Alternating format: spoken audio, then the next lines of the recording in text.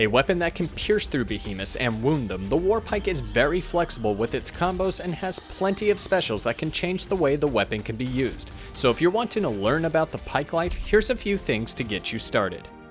The pike has two standard combos, Piercing Flurry and Aether Harvester. Piercing Flurry is a long series of light attacks that focus on wound and part damage. If you can get the entire combo out, this does more damage overall, but with the absence of stagger damage, you'll have to pick an opportune moment to use it.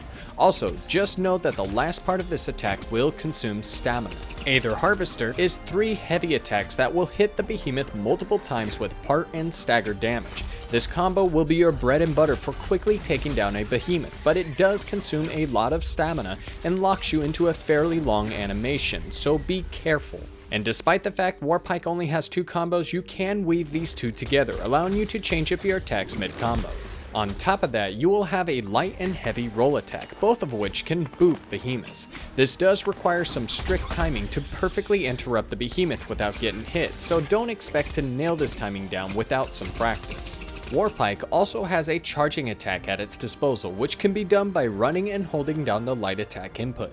This does consume stamina as you charge, but it's great for quickly closing the gap between you and the behemoth. At the end of the charge, the Slayer will thrust the pike, dealing a decent amount of damage. Speaking of damage, there will be a bar in the top left corner which builds up as you attack the behemoth. It does slowly drain and getting hit will reduce the meter, but the higher you fill the bar will determine how much increased damage the pike will have, making it very important that you avoid and constantly attack to maximize the Warpike's damage. This bar also has an alternate use, and that's allowing players to convert the meter into ammo to use for the Warpike special. Once you have enough meter to pass the first line on the bar, you can store the charge into one of the 3 ammo slots available. The amount of meter stored also reflects the quality of the ammo. Which brings us to our first Warpike special, Concussive Payload. Concussive Payload fires a missile that damages and can interrupt the behemoth. In most cases, I recommend storing low-level charges just for booping. And for a neat little trick, if you snap your camera while charging for a shot, you can fire in the direction of the behemoth, regardless of your Slayer's position. To use this special, there will be a cone-shaped radius that gets smaller as you hold the charge longer. Just don't hold for too long or release too early, otherwise the missile will fly inaccurately. Up next, Savage Wellspring converts your ammo into an aura that buffs your critical chance for you and your allies. I highly recommend storing charges at the highest level since this will increase the duration of the buff. Unlike other specials, this locks you into a long animation, so use it during large openings to get the most out of the ability.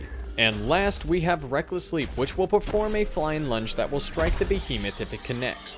Your ammo quality and flying distance will factor in the amount of damage you will deal, so to figure out the distance you will need to fly in order to maximize the damage is by the amount of arrows on a single strand, making 3 the highest you can go. Now that we know how to use the weapon, let's talk about the mods that you can use to enhance the weapon. Unlocked at Pike level 6, Munitions Amplifier slowly increases the ammo quality, making it perfect for those that want to store ammo early for Savage Wellspring. At Pike rank 10, Lightweight Shaft allows the Slayer to use Pike Charge without the cost of stamina and will crit on strike.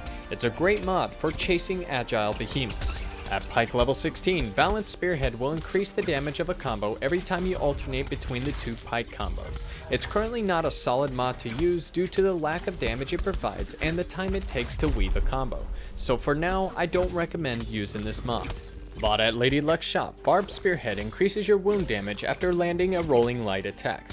Unfortunately, like Balanced Spearhead, I would avoid using this mod since it focuses solely on wound damage, which as of right now is in a bad position.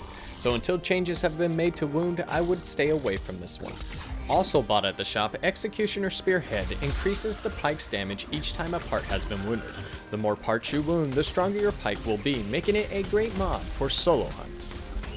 Now that I have given some knowledge about the weapon, hopefully this will be enough to improve your Warpike skills. If you want to, you can support me by entering this Support a Creator code when you make a purchase in the Dauntless or Epic Games store.